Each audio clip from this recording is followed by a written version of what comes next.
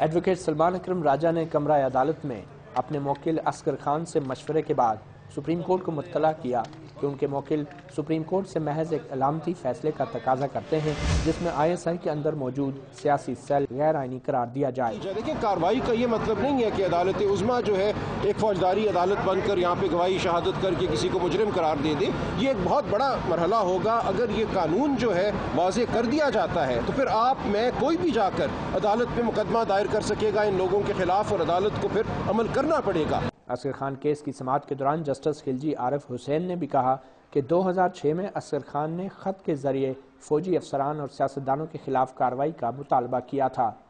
Chief justice Iftikhar Muhammad Chaudhry نے سلمان اکرم راجہ کو مشورہ دیا کہ وہ اپنے موکل سے پوچھ لیں کہ وہ چاہتے کیا ہیں۔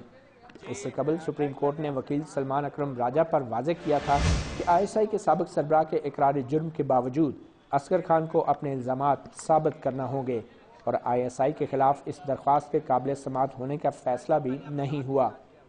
عدالت کا محتاط رد عمل ایسے موقع پر سامنے آیا جب ISI کے سابق سربراہ جنرل ریٹائرڈ اسد درانی نے کمرہ عدالت میں ایک بار پھر کھڑے ہو کر اپنے جرم کا اقرار کیا۔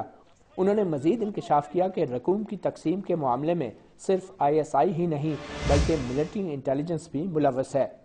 کیس کی سماعت 14 مارچ تک ملتوی کر دی گئی ہے۔ مطیع اللہ جان، ڈان نیوز، اسلام آباد۔